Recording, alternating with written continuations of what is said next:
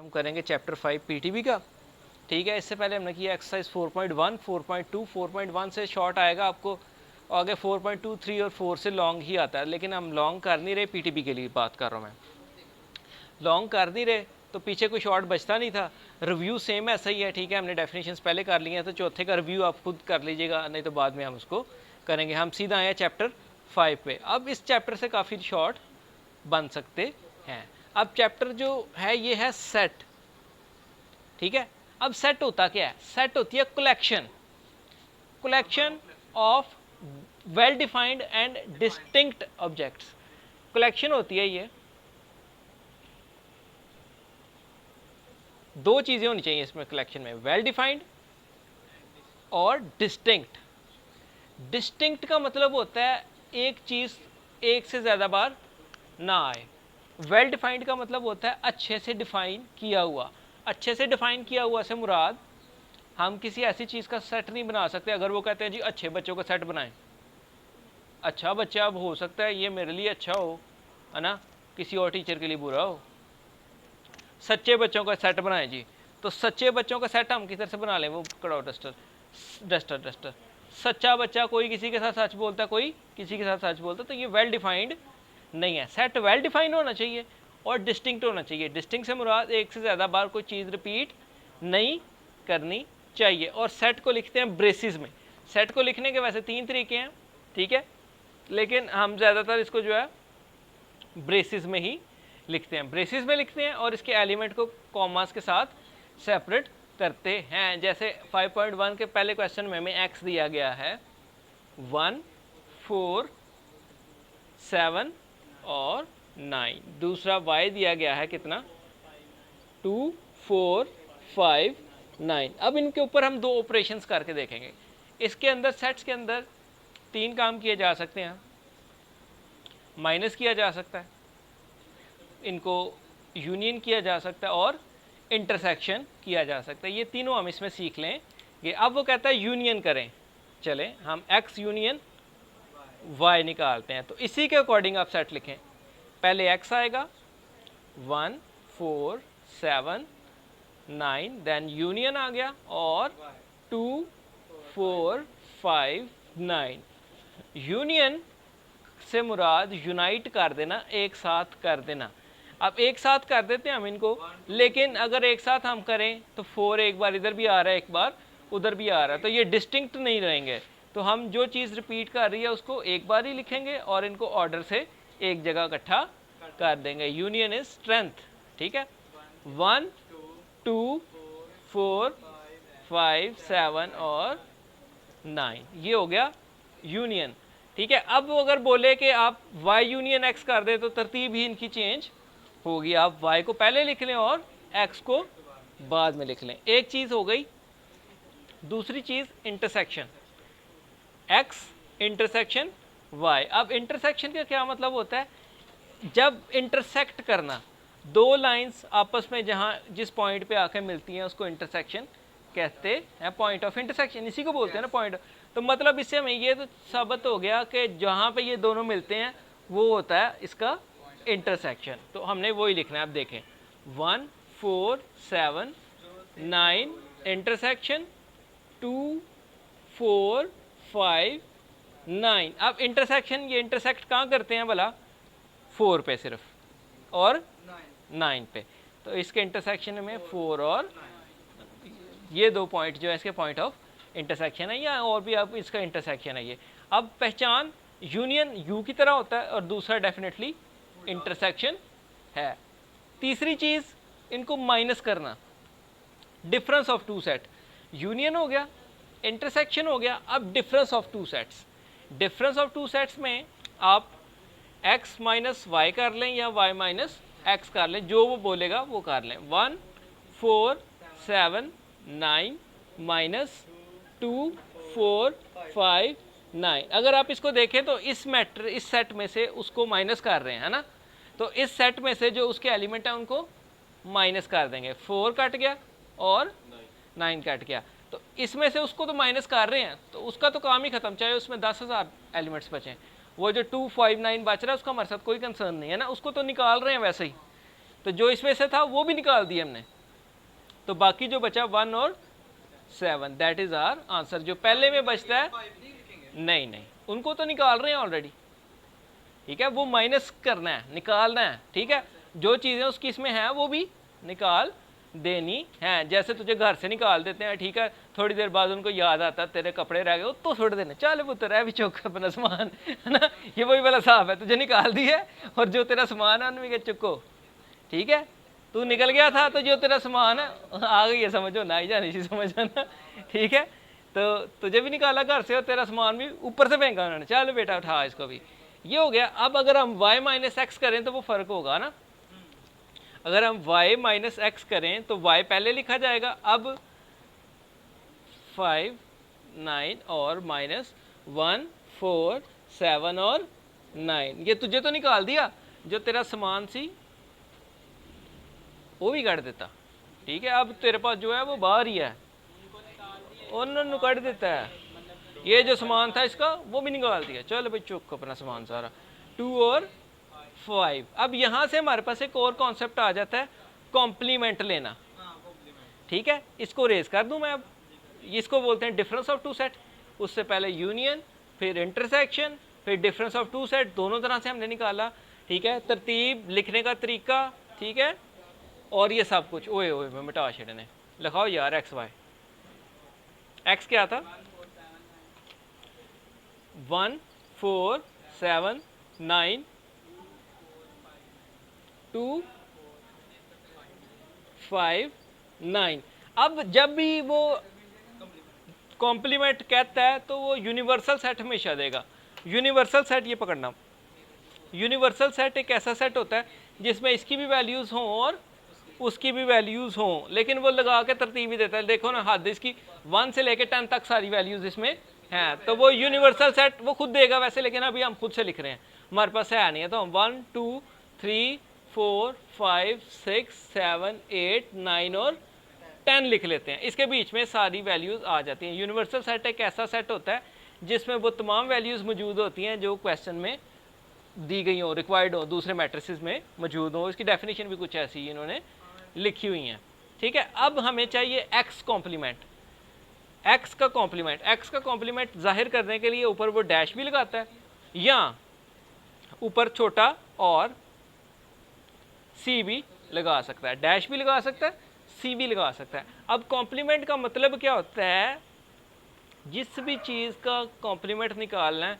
तो उसको यू से दफ़ा कर देना, ठीक है, यू घर है पूरा, जिसका कॉम्प्लीमेंट निकालना है उसको घर से निकाल देना है, मतलब उसको u में से माइनस करना है हमेशा, जिसका भी कॉम्प्लीमेंट निकालना है उसको u में से तो माइनस करना वैसे ही है जैसे पहले था, 1 2 3 4 5 6 7 8 9 और 10 माइनस u क्या, x क्या हमारा 1 4 7 9, लो भाई इसमें से उसको तो घर से निकाला, उसका सामान भी निकाल दिया ना, 7 और 9, तो ये सब कुछ ही घर से दफ़ा दूर, 2 3 5 6 8 एंड 10। इसी तरह आप y कॉम्प्लीमेंट भी निकाल सकते हैं। कॉम्प्लीमेंट में एक ही रफड़ है, जिस भी चीज़ का कॉम्प्लीमेंट निकालना है उसको u में से माइनस कर देना है, u में से उसको निकाल देना है। इसी की बेस के ऊपर आप एक और चीज़ कर सकते हैं, अगर वो कहता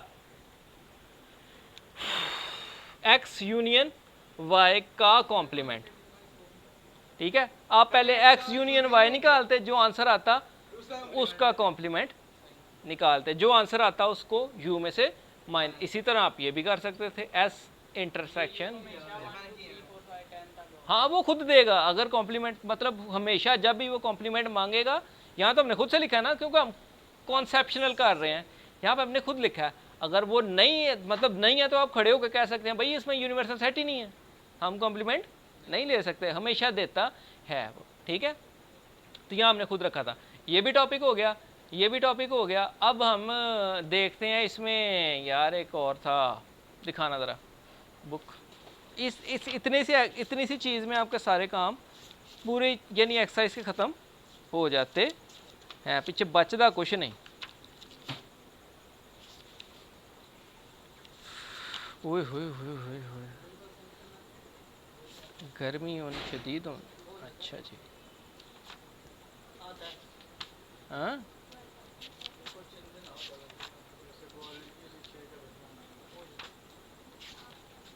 कल इंशाल्लाह पार्शियल फ्रैक्शन करेंगे इसका। अच्छा जी, अब ये एक चीज़ लिखनी सीख लें, ये पकड़ो ज़रा, डी मॉर्गन लॉ, बहुत इंपॉर्टेंट, बहुत इंपॉर्टेंट, रिव्यू में भी ये क्वेश्चन है, स्टेट डी मॉर्गन लॉ, बड़ा आसान है, ये दो होते हैं, ए यूनियन बी का कॉम्प्लीमेंट, ठीक है, ए यूनियन बी का होल कॉम्प्लीमेंट, उस तरफ दोनों को अलग अलग लगाना है, ए कॉम्प्लीमेंट और बी कॉम्प्लीमेंट, अगर इधर यूनियन है तो उधर इंटरसेक्शन लिखेंगे, अगर इधर इंटरसेक्शन है तो उधर यूनियन लिखेंगे। तो ये आपको जब कहता है दो सेट्स दे के ए यू, अब कॉम्प्लीमेंट है तो तीन सेट तो आपको कम से कम देगा, ए यू और बी, फिर ये आपने सब कुछ खुद निकाल के दोनों साइड्स प्रूव करनी है, और दो होते हैं ये, ए इंटरसेक्शन बी का complement, A complement union B complement, ये है डी मॉर्गन लॉ। बिल्कुल, आपको सेट देगा, आप पहले यूनियन करेंगे उनका, फिर कॉम्प्लीमेंट निकाल लेंगे, इससे आपके पास आ जाएगी लेफ्ट हैंड साइड, फिर उस तरफ पहले ए का कॉम्प्लीमेंट निकालेंगे, बी का कॉम्प्लीमेंट निकालेंगे, दोनों का इंटरसेक्शन करेंगे, फिर दोनों साइड्स बराबर आनी चाहिए, फिर वेरीफाई होगा डी मॉर्गन लॉ। आप लोगों को ये लॉन्ग क्वेश्चन आता है और निहायत आसान क्वेश्चन है, ये आपको उसमें आ जाता है। आज हमने जो टॉपिक किए हैं उसमें मेरा ख्याल है हमने सेट देखा, सेट क्या होता है, ठीक है, सेट क्या होता है, उसके बाद इसको लिखने के तीन तरीके होते हैं, मुझे एक डिस्क्रिप्टिव याद है और ये मेरा ख्याल है सेट बिल्डर नोटेशन होती है, दिखाना ज़रा, ये सेट बिल्डर नोटेशन होती है, ये टेबुलर नोटेशन होती है, नाम मुझे एग्जैक्टली याद नहीं है, अगर याद आता तो बता देता हूँ। एक डिस्क्रिप्टिव होता है जिसको हम वर्ड्स में लिखते हैं, अगर इन्होंने यहाँ पे मेंशन किया हो तो, नहीं किसी छोटी किताब में देखना पड़ना है, दिमाग से निकल गया मेरे। एक होता है रूस्टर मेथड, या ये वाला ब्रेसिस वाला मेरे ख्याल है रूस्टर मेथड ही है, और एक होता है जिसमें हम सिंबल्स यूज़ करते हैं, ठीक है, तीनों मेथड्स हैं, लेकिन नाम की मुझे गलती लग रही है इसलिए वीडियो में मेंशन नहीं कर रहा मैं, ठीक है। तो डिस्क्रिप्टिव तो वर्ड्स में लिखता है, set of natural number, set of फलां, तो सेट ऑफ टींग, सेट ऑफ ये। एक और चीज़ इसमें सीख लें, ठीक है, सेट्स ऑफ नेचुरल नंबर, ये डी उसमें था चैप्टर D2 का 14वां चैप्टर है, उसमें बड़े लोगों ने ये फरमाइश की थी कि ये चैप्टर कर दें, टाइम ही नहीं लगा, किया ही नहीं यार, ऐसे पकड़ के रख के इसको ज़रा यार, ये लिखे अपने पास कॉपी पेंसिल से, बल्कि आपको नोट करने की जरूरत नहीं, वीडियो से देख के नोट कीजिएगा, अदरवाइज तो देखनी कोई नहीं आपने, ठीक है।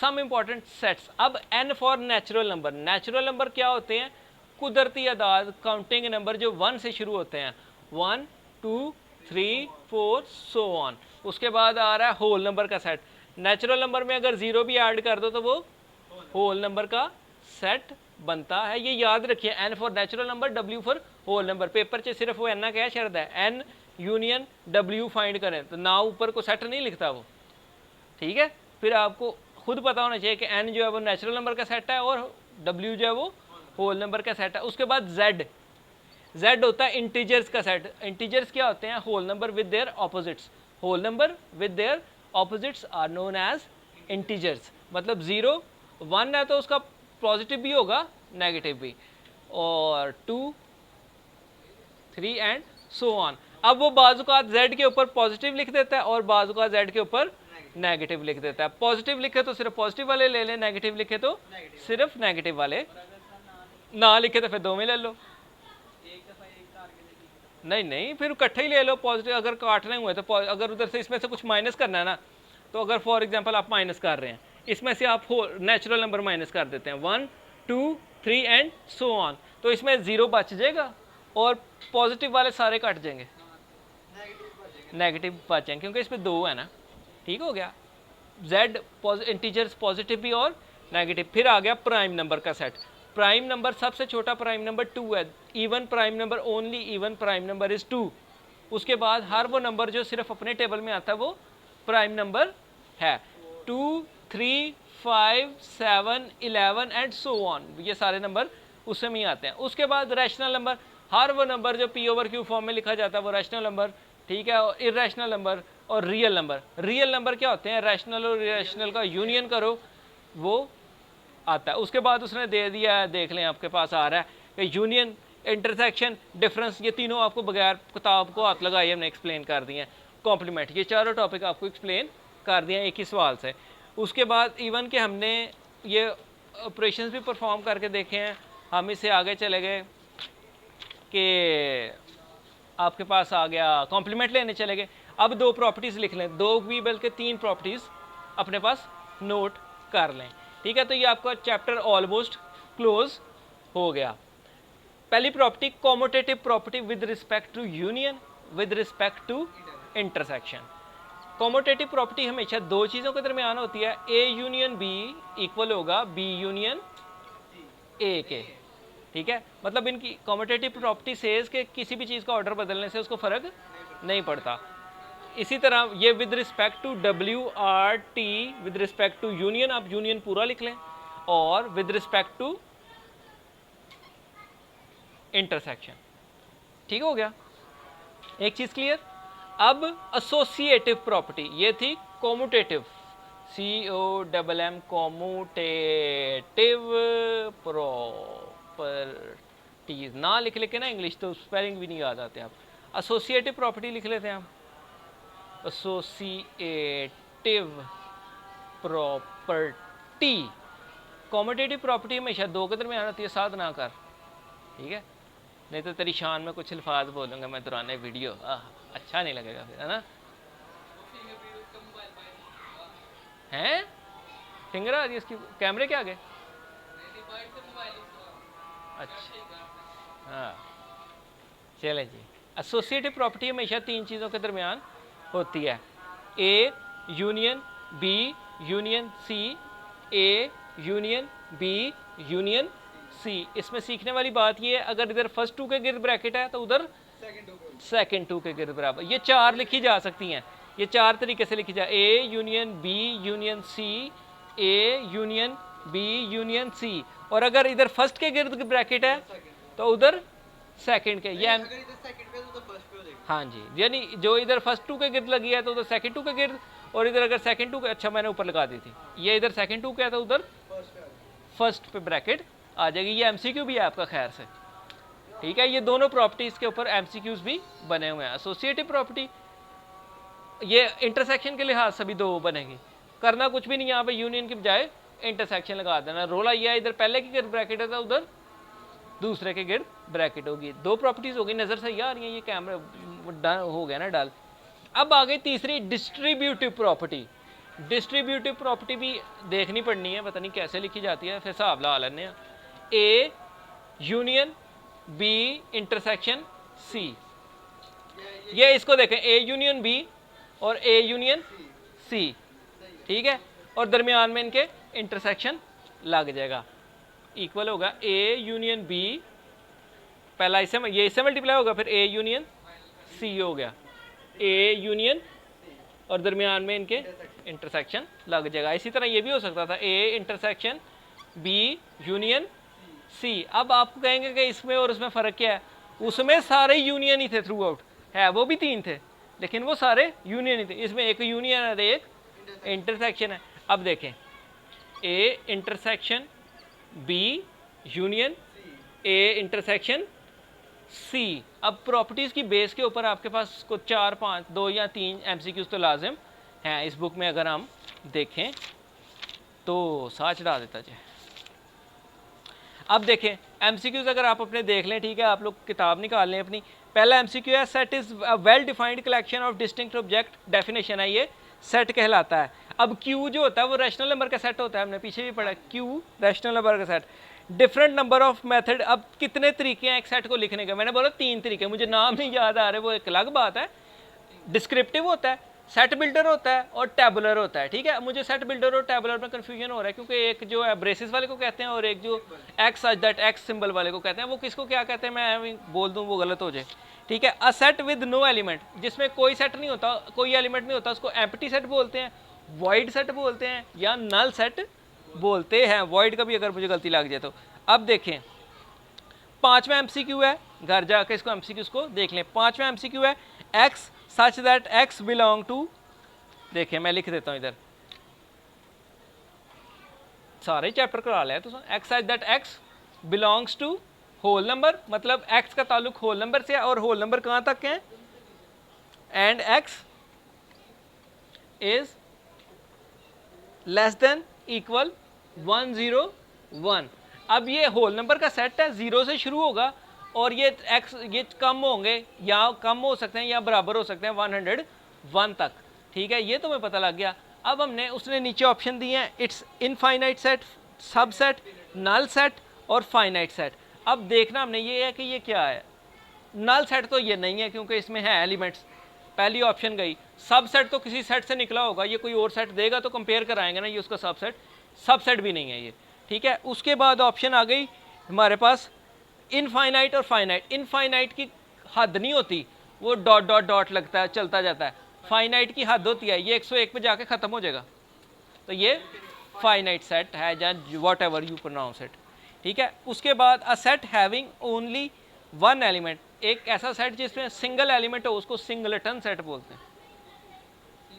हाँ, सिंगल नहीं लेते क्रिकेट खेलते, ये नहीं बताना मैंने अब तुझे। अ set having only one element, एक ही एलिमेंट हो तो मतलब सिंगल एलिमेंट है उसमें, तो उसको सिंगलटन सेट बोलेंगे। कनेक्टिविटी बना रहे हैं ना हम। अब पावर सेट वाला हमने अभी नहीं किया, नंबर ऑफ सबसेट वाला भी नहीं किया, ये भी नहीं किया, ये भी नहीं किया, ये भी नहीं किया। अब नीचे आ गया ये 12 वाले से प्रॉपर्टीज। उसने कहा है ए यूनियन ब्रैकेट लगी है बी यूनियन सी। अब दूसरी तरफ भी ऐसा ही होगा, A union B union C. ये डिस्ट्रीब्यूटिव नहीं है क्योंकि यहाँ भी यूनियन है, यहाँ भी। अब यहाँ से हमने पहचानना है कि इधर अगर सेकंड 2 के गिर्द ब्रैकेट है तो उधर फर्स्ट 2 के गिर्द ब्रैकेट होगी। आंसर ढूंढ लें, आपको मिल जाएगा। इसी तरह तीसरे वाला जो है वो डिस्ट्रीब्यूटिव प्रॉपर्टी पे बना हुआ है। इसको रेस करता हूँ, इसको रेस करता हूँ, इसको रेस करता हूँ। A union B intersection C. अब इधर से हमें पता लग रहा है कि ये डिस्ट्रीब्यूटिव प्रॉपर्टी है, इधर यूनियन है उधर इंटरसेक्शन। अब A union B, A union C, A union B और ए यूनियन सी, दरमियान में इंटरसेक्शन लग जाएगा। ये भी हो गया। अब और हमारा इसमें से कोई ऐसा सेट नहीं है। डी मॉर्गन लॉ हमने लिखना सीख लिया, बड़े सारे अजीबो गरीब सवाल हमने सीख लिए। तो आज के लिए मेरे हिसाब से हाँ 5वें चैप्टर की एक पूरी हमने रिव्यू ले लिया। अभी कुछ टॉपिक्स रहते हैं जिसमें आपने वो अलग ही हैं, जिसमें फंक्शंस और रिलेशंस। ठीक है, कार्टेशियन प्रोडक्ट बहुत ज़बरदस्त टॉपिक, सबसेट लिखना बहुत ज़बरदस्त टॉपिक, उसके बाद पावर सेट लिखना बहुत ज़बरदस्त टॉपिक। ठीक है, उसके बाद सेट सबसेट्स लिखना ही तो सीखने वाली काम है, तो वो इंशाल्लाह इसके लेक्चर 2 में करेंगे। तो क्योंकि बहुत ज़्यादा हो गए हैं ये भी टॉपिक, अगर आपके पल्ले पड़ जाए तो बड़ी बात है ना। तो मोस्टली बेसिक हमने कर लिए। So thank you for watching, this is Danish Hussain.